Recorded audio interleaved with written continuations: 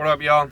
I wanted to make this video just to go over my experience working with Swift, or for anyone who, wants to know what it's like to work for Swift, or if even driving a truck is right for you.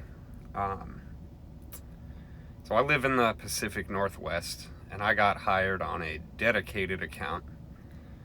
And I'll be honest, I did not want to work for one of these major companies. I had been going back and forth on, should I get my CDL, should I not? And one thing led into another, and I just finally decided to pull the plug and get it done. Before this, I was working in HVAC, and I did residential and commercial HVAC, and I just got really burned out on construction, always being filthy, covered in blood, or going through someone's crawl space. And I decided, it's time for a change. And I think the freedom of trucking really appeals to a lot of people.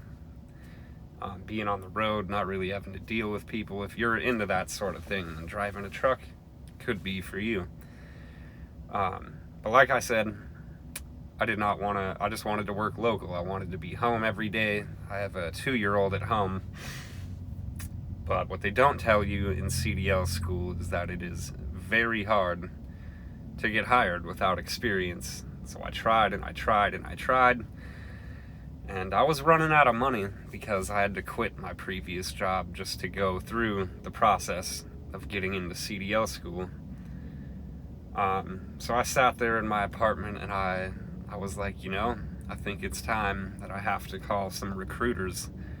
I didn't want to just give up after all the work it took to get in school. So I ended up on the phone with a Swift recruiter, and they told me they had a dedicated account open which would get me home often. So as far as the process, it was pretty quick. I think after they require a lot of paperwork to get in order, so that took about a week. And then I want to say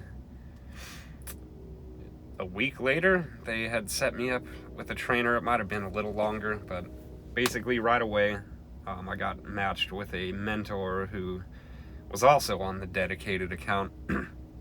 So because of that, though, he would take every other weekend off, which actually, for me, it extended my training past the normal month period.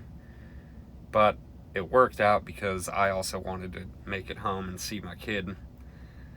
So we got along great, actually. My mentor was a really cool dude. We are similar in age. He had been driving 10 years, so that part, I'm sure that's not the situation for everyone. I've heard nightmare stories about, people not getting along, but I'm a pretty easygoing guy, so that part was easy.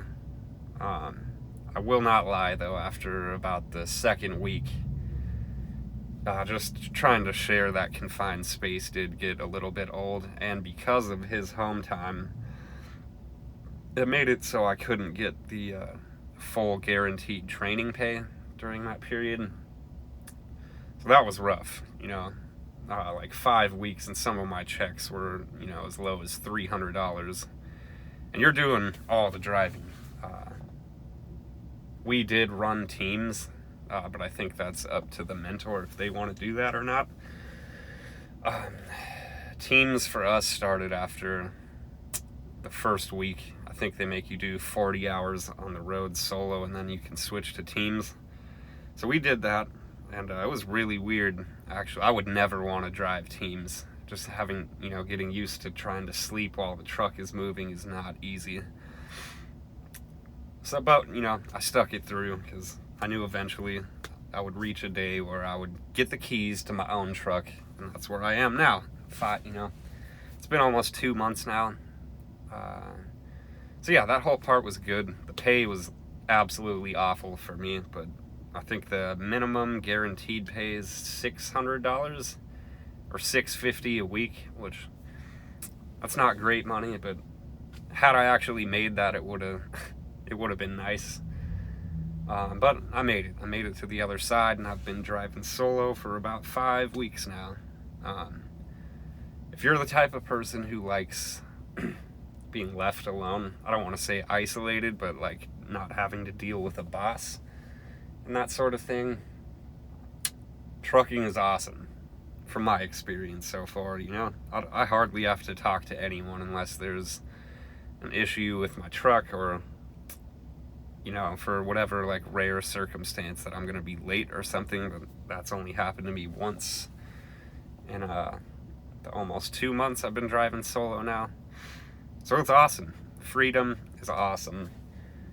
The pay is not incredible. It's not horrible. I don't think I've, been here long enough to understand my earning capabilities, so it's not bad. And I think, I was told that it takes almost a year to really figure out how to manage your clock effectively, and it is hard. But I will say, if you want to get the maximum pay, you have to understand that you need to be prepared to put in long hours on the road. If you're only making short deliveries and you want time to actually chill, this might not be the job for you. And that's honestly the hardest part for me so far, is really just it gets to a point sometimes on the road where you're just like, God damn, dude, I want to relax. But between, sometimes you gotta find a place to sleep, and it is not easy out here. So that, the long days on the road, it gets rough. But for me, I really had to get out of what I was doing. I have a young daughter, and I wanted a change in my life. I wasn't going anywhere working HVAC. Before that, I fought forest fires, and that doesn't really pay. It doesn't pay what it should for the risk involved, and I had walked away from that a few years prior, and it's just something I wouldn't go back to with a young kid, because it does get scary. So yeah, I made the leap to get into trucking, and it's been going good so far. Like I said, my only complaints really are kind of communication related. Trying to make it home has been difficult. They tend to want you to work more, a lot. And it's nice to go home, because, after like 10 days straight driving, you start to feel really burned out. So, in my opinion, it's important to try to get that time to kind of reset mentally. And that part hasn't been easy for me. So I'm sure everyone's situation with that is a little different. Maybe for me, it's my lack of, I don't know, maybe I need to talk to people more.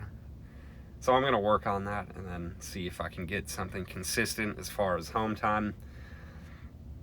But it's been great. And I think if you're looking into getting your CDL, I think you should just do it, because even if you get out here and you decide it's not what you want to do, you'll always have that. You will always have something to either fall back on, or something that will allow you to work basically anywhere that you live. And that's part of the reason I did it, was, if I ever move, I'll be able to work anywhere.